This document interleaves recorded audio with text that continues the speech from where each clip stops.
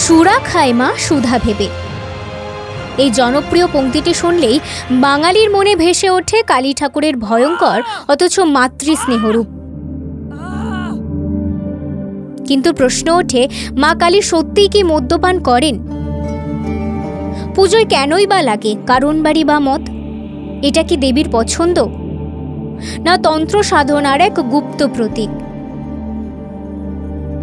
বাংলা গানের সঙ্গে যেমন কালীমার্কা দেশি মদের উল্লেখ মিশে আছে, তেমনি বিদেশেও একসময় দেবী কালীর নাম ব্যবহার করে বিপুল বিতর্কের সৃষ্টি হয়।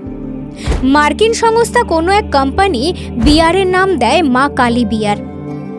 এই ঘটনার পর ভারতে ব্যাপক প্রতিক্রিয়া শুরু হয়, সংসদেও বিষয়টি ওঠে, এমনকি মার্কিন রাষ্ট্রদূতকে তলব করা হয়।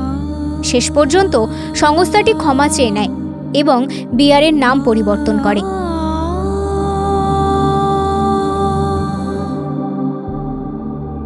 তন্ত্রমতে কালী কেবল ভয়ঙ্করী নয়, তিনি চেতনার মুক্তি ও আনন্দের রূপ।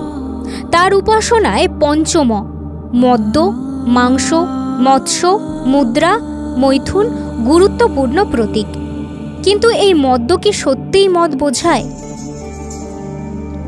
তান্ত্রিক কৃষ্ণানন্দ আগমবাগীশ তার বৃহৎ তন্ত্র সাধনায় বলেন, শ্মশানকালী দেবীর হাতে থাকে মদে ভরা পাত্র ও সদ্য কাটা মানুষের মস্তক।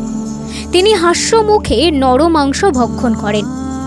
এই বর্ণনা ভয়ঙ্কর হলেও এটি আসলে এক প্রতীকী রূপ। মদ মানে এখানে অচেতনার অমৃত, মাংস মানে অহংকারের দমন, শ্মশান মানে অস্থায়ী জগতের উপলব্ধি। অর্থাৎ দেবী যে মদ্যপান করেন তা আসলে অজ্ঞতার পরিত্যাগের প্রতীক। লোককথা বলে ঋষি বশিষ্ঠ প্রথম তিব্বতে গিয়ে মা তারা বা তারিণীর তন্ত্র সাধনা শেখেন।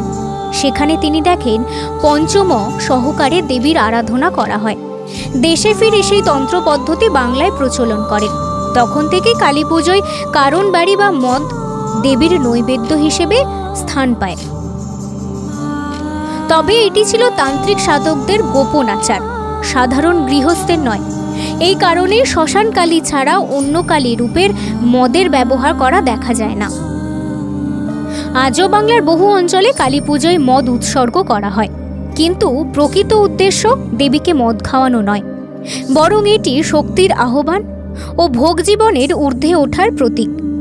অজ্ঞতা, ভয় ও লালসাকে পরাভূত করার মানসিক প্রস্তুতি এবং তন্ত্র ও ভক্তির মিলবন্ধন। তন্ত্র সাধনায় তাই মদ মানে অমৃতের অনুভব, যা দেহে নয় চেতনায় ঘটে। তাই সত্যিই বলা যায়, সুরা খায় মা সুধা ভেবে, তুমি নেশায় ভাসো জ্ঞানের সাগরে। Calcutta television network.